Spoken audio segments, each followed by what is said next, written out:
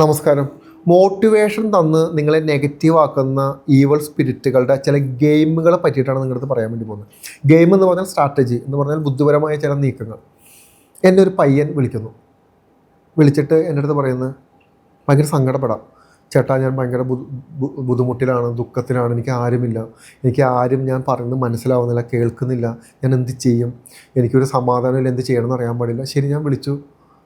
ചെറിയ പയ്യനാണ്, ഒരു 10-23 വയസ്സൊക്കെ ഉണ്ടാവുള്ളൂ. 23 വയസ്സുള്ള ഒരു പയ്യന്മാരൊക്കെ കരയുക, പയ്യന്മാരല്ല പെൺകുട്ടികൾക്കാണെങ്കിലും കരയുക എന്ന് പറയുന്നത് എനിക്ക് ഭയങ്കര ബുദ്ധിമുട്ടുള്ള കാര്യം. കാരണം അത്രയും വേസ്റ്റായ ഒരു കണ്ടീഷനാണ് അവർ കരയുള്ളൂ. അല്ലെങ്കിൽ അവർക്ക് കാര്യങ്ങൾ പറഞ്ഞാൽ മതിയല്ലോ. അപ്പോൾ അവരെത്രത്തോളം സഹിച്ചിട്ടുണ്ടാവണം അവരെ കണ്ണുനീര് കരയണമെങ്കിൽ ഓരോ മനുഷ്യരും. ശരി, ഞാൻ പറയുന്നു ഓക്കെ, എൻ്റെ ക്യാമ്പിലോട്ട് വരാൻ പറയുന്നു. എനിക്ക് എല്ലാ മാസവും ഒരു ക്യാമ്പ് നടക്കുന്നുണ്ട്. ആ ക്യാമ്പ് ഒരു എനർജി ബേസ്ഡ് മെഡിറ്റേഷൻ ക്യാമ്പാണ്. ആ ക്യാമ്പിൻ്റെ അകത്ത് നിങ്ങൾക്ക് മെഡിറ്റേഷൻ പഠിക്കാം, നിങ്ങൾക്ക് മറ്റു പല കാര്യങ്ങളും ചെയ്യാം, നിങ്ങൾക്ക് പ്രാക്ടീസ് ചെയ്യാം, കുറച്ചുകൂടി സ്പിരിച്വലായിട്ട് അനുഭവങ്ങൾ വരാം. അനുഭവങ്ങൾ കിട്ടുന്നവരുണ്ട്, കിട്ടാത്തവരുണ്ട്, പ്രാക്ടീസ് ചെയ്യുന്ന പോലെ ഇരിക്കും. അതെല്ലാം ക്യാമ്പിലോട്ട് വരുന്നു. അവർ പ്രശ്നങ്ങളൊന്നും കാണിക്കുന്നില്ല. അവന് ഞാൻ നോക്കിയപ്പോൾ എനിക്ക് മനസ്സിലായ ഒരു കാര്യം എന്താണെന്ന് പറഞ്ഞു കഴിഞ്ഞാൽ, വളരെ ചെറുപ്പത്തിൽ ഈ പയ്യൻ്റെ കൂടെ ഒരു ബാധയുണ്ട്. ഈ ബാധ അവൻ്റെ അല്ല എന്ന് പറഞ്ഞു കഴിഞ്ഞാൽ അവന് മറ്റൊരാൾ വഴി കിട്ടിയിരിക്കുന്നതാണ്. അതായത് അവൻ്റെ ഫാമിലിയിലോട്ട് മറ്റൊരാൾ കർമ്മം ചെയ്ത് ഈ പറയുന്ന കൂടോത്രം ചെയ്ത് ആവാഹിച്ച് കൊടുത്തിരിക്കുന്നൊരു ബാധയാണ്. ആ ബാധ ബാധിച്ചിരിക്കുന്ന ഇവനെയാണ്. എന്തുകൊണ്ടാണ് ഇത് ഇവനെ ബാധിക്കുന്നത്? കുടുംബത്തിലെ ഏറ്റവും സ്ട്രോങ് ആയ ഒരു മനുഷ്യനായിരിക്കും ബാധ ബാധിക്കുന്നത്. ആ ബാധ ബാധിച്ചു കഴിഞ്ഞാൽ അതിൻ്റെ എഫക്റ്റ് കാണിക്കുന്നത് ഏറ്റവും വീക്കായ, കുടുംബത്തിലെ ഏറ്റവും വീക്കായ ആളുടെ ശരീരത്തായിരിക്കും എഫക്റ്റ് കാണിക്കുന്നത്. ഇത് രണ്ടും കൂടി ബാലൻസ് ആവില്ല. മനസ്സിലാവുന്നുണ്ടോ? അങ്ങനെ ഈ പയ്യനോട് ഞാൻ വിളിക്കുന്നു, സംസാരിക്കുന്നു, മെഡിറ്റേഷൻ കൊടുക്കുന്നു. മെഡിറ്റേഷൻ കൊടുത്താൽ ഇപ്പോൾ എന്ത് പറ്റിയെന്ന് പറഞ്ഞു കഴിഞ്ഞാൽ, കൂടെയുള്ള എനർജി വയലൻ്റ് ആവാൻ തുടങ്ങി, എനർജി ഇഷ്യൂ കാണിക്കാൻ തുടങ്ങി, ശല്യപ്പെടുത്തുന്നു, ഉപദ്രവിക്കുന്നു, ഭയങ്കര ബുദ്ധിമുട്ട് കാണിക്കുന്നു, പ്രശ്നം കാണിക്കുന്നു. രാത്രി പകലും പയ്യൻ വിളിക്കുന്നു, നമ്മൾ ചെക്ക് ചെയ്ത് നോക്കുമ്പോൾ കൺഫേം ആയി. കാരണം ഒറ്റയടിക്കൊന്നും നമുക്ക് ബാധാദോഷം എന്ന് പറയാൻ പറ്റില്ല, അനുഭവങ്ങൾ വരണം. നിങ്ങൾക്കൊരു ബാധാദോഷം ഉണ്ടെന്ന് ഒരാൾ പറഞ്ഞു കഴിഞ്ഞാൽ അത് ഞാൻ പറയുന്നതല്ല, നിങ്ങൾക്ക് അനുഭവം വരണ്ടേ? നിങ്ങൾക്ക് ചില സാന്നിധ്യം അനുഭവപ്പെടണം, നിങ്ങൾക്ക് ചില സ്മെല്ല് അനുഭവപ്പെടണം. നിങ്ങൾ മെഡിറ്റേഷൻ ചെയ്യുന്ന സമയത്ത് നിങ്ങൾക്ക് ചില പ്രത്യേകതകളുണ്ട്. ഈ ലക്ഷണം വെച്ച് നോക്കിയിട്ടാണ് ഇത് കൺഫേം ചെയ്യുന്നത്. അപ്പോൾ കൊടുക്കുന്നു. ഈ പയ്യനെ ഞാൻ വിളിച്ചു. രണ്ടാമത് ഞാൻ വീണ്ടും വിളിക്കുന്നു, വീണ്ടും ഒരു കൺസൾട്ടേഷൻ കൊടുക്കുന്നു. അതിന് ശേഷം ചെക്ക് ചെയ്ത് നോക്കുമ്പോൾ എന്ത് പറ്റി? ഞാൻ ഇവനോട് ചോദിച്ചു, നീണ്ട വർഷങ്ങളായിട്ട് നീ ഒരാളോട് സംസാരിക്കുന്നുണ്ട്. ആ സംസാരിക്കുമ്പോൾ നിന്നെ ആശ്വസിപ്പിക്കുന്നുണ്ട്, നിന്നെ സ്നേഹിക്കുന്നുണ്ട്, നീ കളിയാക്കപ്പെട്ട ഒരുത്തനാണ്, നീ വേദനിച്ച ഒരുത്തനാണ്, ഈ വേദനിപ്പിച്ച ആളുകളെല്ലാവരും നീ ഉപദ്രവിക്കണം, അവരിടിക്കണം, നശിപ്പിക്കണം, കൊല്ലണം, നീയാണ് ഏറ്റവും പവർഫുള്ള്, നിനക്ക് നല്ല കഴിവുണ്ട് എന്നൊക്കെ പറഞ്ഞിട്ട് രാത്രിയും പകലും നിൻ്റെ അടുത്ത്, ഏറ്റവും കൂടുതൽ രാത്രി സമയത്ത് നിൻ്റെ അടുത്ത് ഇരുന്ന് സംസാരിക്കുന്നത് ആരാ എന്ന് നിനക്ക് അറിയുമോ എന്ന് ചോദിച്ചു. അപ്പോൾ അവൻ്റെ അടുത്ത് പറഞ്ഞത്, ചേട്ടൻ പറഞ്ഞത് ശരിയാണ്, പക്ഷേ എൻ്റെ അടുത്ത് ഇരുന്ന് ആരും സംസാരിക്കുന്നില്ല, അത് ഞാൻ തന്നെയാണ് എന്നോട് സംസാരിക്കുന്നത്. ശരി, നീ തന്നെയാണ് നിന്നോട് സംസാരിക്കണമെങ്കിൽ ഈ കൂടെയുള്ള ആളുകളെ കൊല്ലാനോ അല്ലെങ്കിൽ നശിപ്പിക്കാനോ നിൻ്റെ അടുത്ത് നീ തന്നെ പറയുമോ? അതില്ല. ഇവിടെയാണ് നിങ്ങളുടെ തെറ്റുകാരണ. അതായത് രാത്രി നിങ്ങൾക്ക് സോൾ കമ്മ്യൂണിക്കേഷൻ വരാൻ തുടങ്ങും. നിങ്ങൾ കണക്റ്റഡ് ആയി കഴിഞ്ഞാൽ നിങ്ങളുടെ വിചാരം ഇത് നമ്മൾ സെൽഫായിട്ട് ടോക്ക് ചെയ്യുന്നതാണ് നമ്മൾ വിചാരിക്കുന്നത്. ഇത് നിങ്ങൾ സെൽഫായിട്ട് ടോക്ക് ചെയ്യുന്നതല്ല. നീണ്ട വർഷങ്ങളായിട്ട് അവൻ്റെ ബ്രെയിനെ കൃത്യമായിട്ട് മാനിപ്പുലേറ്റ് ചെയ്ത് അവൻ്റെ കൂടെ നിൽക്കുന്ന ആ എനർജി, ആ നെഗറ്റീവ് എനർജി, അവൻ്റെ വിശ്വസ്തത പിടിച്ചു പറ്റി, അവൻ്റെ സ്നേഹം പിടിച്ചു പറ്റി, ഈ സോൾ എന്ത് പറഞ്ഞാലും എന്ത് കമ്മ്യൂണിക്കേറ്റ് ചെയ്താലും അത് അവനാണ്, അത് അവൻ്റെ നന്മയാണ്. ഇവൻ പറഞ്ഞുകൊണ്ടിരിക്കുന്നത് അത് ദൈവമാണെന്നാണ്.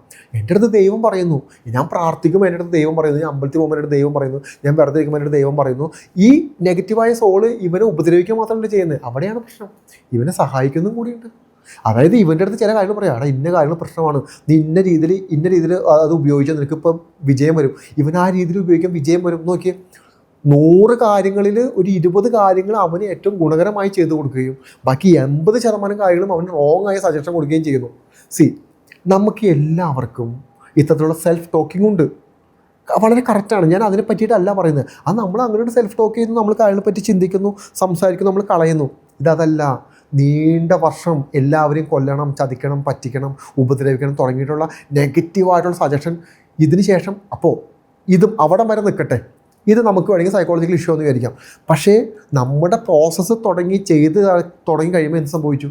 ഈ സാധനം പുറത്തു വരാൻ തുടങ്ങി, ഇറിറ്റേഷൻ വരുത്താൻ തുടങ്ങി, ബുദ്ധിമുട്ടുണ്ടാക്കാൻ തുടങ്ങി, ഉപദ്രവിക്കാൻ തുടങ്ങി. ഒരു ആത്മാവ്, ഒരു സോള് അത്രയും നാൾ അറ്റാച്ച്ഡ് ആയിട്ട് നിന്ന ഒരു മനുഷ്യ ശരീരത്തിൽ നിന്ന് ഡിറ്റാച്ച്ഡ് ആവാൻ ഒരു കാരണവശാലും സമ്മതിക്കില്ല. അവൻ്റെ എല്ലാം തകർത്ത് കളഞ്ഞിട്ട് പോകുള്ളൂ. അതിന് ചിലപ്പോൾ അവനെ മരണം വരെ അവനെ കൊണ്ടുപോകും. അതായത് അവനെ മരണത്തിലോട്ടോ അപകട മരണത്തിലോട്ടോ അല്ലെങ്കിൽ ബന്ധങ്ങൾ നശിപ്പിച്ച് അവനെ സൂയിസൈഡിൻ്റെ വക്കത്തിലോട്ടോ അവനെ കൊണ്ടുപോകും. അപ്പം എന്ന് പറഞ്ഞു കഴിഞ്ഞാൽ വളരെ ശ്രമകരമാണ്.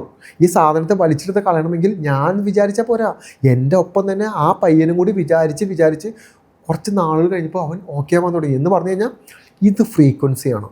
ഓക്കെ, ഒരു നെഗറ്റീവായ എനർജി അതെങ്ങനെയാണ് നമ്മളുമായിട്ട് കമ്മ്യൂണിക്കേറ്റ് ചെയ്യുന്നത്? അതിൻ്റെ ഫ്രീക്വൻസി ഉപയോഗിച്ചിട്ടാണ്. എനർജിയുടെ ഒരു പ്രത്യേകത എന്താണെന്ന് പറഞ്ഞു കഴിഞ്ഞാൽ എനർജി നമ്മുടെ ബ്രെയിന് ആക്സസ് ചെയ്യാനും അതിനെ അനലൈസ് ചെയ്യാനുള്ള കഴിവുണ്ട്. ആ എനർജി വരുമ്പോൾ ആ എനർജിയിൽ എന്ത് ഫ്രീക്വൻസി, എന്ത് ഡേറ്റയാണ് അടങ്ങിയിരിക്കണമെന്ന് തിരിച്ചറിയാൻ പറ്റും. ഇതാണ് കണക്ട് ചെയ്യുന്നത്, ഇതാണ് ബ്രെയിൻ മനസ്സിലാക്കുന്നത്. ബ്രെയിൻ അത് മനസ്സിലാക്കുമ്പോൾ പിക്ചറായിട്ടോ ശബ്ദങ്ങളായിട്ടോ അല്ലെങ്കിൽ മറ്റെന്തെങ്കിലും ആയിട്ട് ഇത് കൺവേർട്ട് ചെയ്യും. എന്ന് പറഞ്ഞു കഴിഞ്ഞാൽ ഈ ഫ്രീക്വൻസിനെ കട്ട് ചെയ്യണം. ഈ ഒരു ഡെവലിൻ്റെ ഫ്രീക്വൻസി വരുമ്പോൾ നമുക്ക് എങ്ങനെയാണ് ഇത് കട്ട് ചെയ്യാൻ പറ്റുക? കട്ട് ചെയ്യാൻ പറ്റുന്ന വേറെ ഒന്നുമില്ല, വളരെ സിമ്പിളാണ്. നിങ്ങളൊന്ന് സ്പിരിച്വൽ ആവണം, അത്രയേ ഉള്ളൂ. എന്ന് പറഞ്ഞാൽ നിങ്ങൾ മറ്റൊരു ശക്തിയെ വിശ്വസിച്ച് ആ ശക്തിയോട് നിങ്ങൾ വിധേയത്വം പ്രാപിച്ച് സറണ്ടർ ചെയ്ത് ഒരു ഗുരുവിനെ സെലക്ട് ചെയ്യുകയോ അതല്ലെങ്കിൽ നിങ്ങൾ പ്രപഞ്ച ശക്തിയോട് പ്രാർത്ഥിക്കുകയോ നിങ്ങൾ കൃത്യമായ ധ്യാനമോ മെഡിറ്റേഷനോ ചെയ്ത് നോർമൽ നിൽക്കുന്ന എല്ലാ, അപ്പം നിങ്ങളെന്ത് പറ്റും? ഈ പറയുന്ന ഡെവൽ ഫ്രീക്വൻസി എന്ന് പറയുന്നത് ഏറ്റവും ലോ ലെവലിൽ നിൽക്കുന്ന എനർജീസാണ്. അതിൻ്റെ മുകളിലോട്ട് നിങ്ങളുടെ ബോധം ഉയരും. ഇപ്പോൾ ഇതാണ് ഡെവൽ എനർജി എന്ന് വിചാരിക്കുക. നിങ്ങൾ നിൽക്കുന്നത് ഇവിടെയാണ്. അപ്പോൾ ഇത് നമ്മൾ ബാധിച്ചുകൊണ്ടിരിക്കും. നിങ്ങൾ ഉയർന്ന് മുകളിലത്തെ തലത്തിലോട്ട് വന്നു കഴിയുമ്പോൾ ഈ എനർജിക്ക് നിങ്ങൾ ടച്ച് ചെയ്യാൻ പോലും പറ്റില്ല. നിങ്ങളുടെ ഓറേനെ ബാധിക്കില്ല, നിങ്ങൾക്ക് ഒന്നും സംഭവിക്കില്ല. ഈ ഉയർന്നു വരുന്നതിന് എന്താ പൈസ മുടക്ക്? ഒറ്റ മുടക്കുണ്ട്, സമയം മുടക്കുന്നുണ്ട്. ഇന്നോ നാളെയോ അടുത്ത മാസമോ 6 മാസമോ ഒന്നുമല്ല, നിരന്തരം ചെയ്തുകൊണ്ടിരിക്കണം. ഈ നിരന്തരം ചെയ്യുക എന്ന് പറയുന്നതാണ് ഭക്തി, അതാണ് വിശ്വാസം. അങ്ങനെ നിങ്ങൾ ചെയ്തുകൊണ്ടിരുന്നാൽ നിങ്ങളുടെ ജീവിതത്തിലെ പ്രശ്നങ്ങൾ മാറുമെന്നല്ല പറയുന്നത്, നിങ്ങളുടെ എനർജി ഡെവലപ്പ് ചെയ്യാൻ തുടങ്ങും. നിങ്ങളുടെ എനർജി ഡെവലപ്പ് ആകുമ്പോൾ നിങ്ങൾ എന്താ വിചാരിക്കുന്നത്? നമ്മൾ കുറേ സ്പിരിച്വലായ എനർജി ഡെവലപ്പ് ചെയ്ത് കഴിയുമ്പോൾ നമുക്ക് കുറേ പണം വരും, നമുക്ക് കുറേ നമ്മുടെ സൗഹൃദങ്ങൾ വരും, കുറേ ബന്ധങ്ങൾ വരും, നമുക്ക് കുറേ പണം വരും, കാറ് വരും എന്നാണോ? ഇത് നിങ്ങളെ ഈ പറയുന്ന ബിസിനസ് സ്പിരിച്വാലിറ്റി എന്ന് പറഞ്ഞ സാധനമുണ്ട്.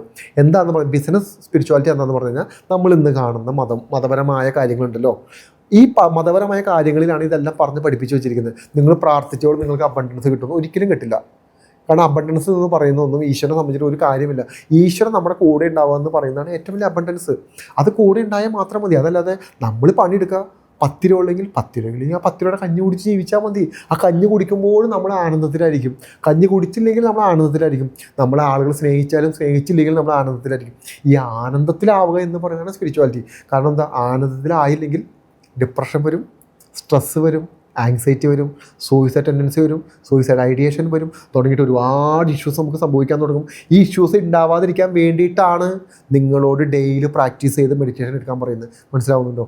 അപ്പോൾ ഇങ്ങനെ ഭംഗിയായിട്ട് മുന്നോട്ട് പോട്ടെ. വളരെ സിമ്പിളായിട്ട് നമുക്ക് മാനേജ് ചെയ്യാൻ പറ്റുന്ന വിഷയങ്ങളാണ് ഇതെല്ലാം.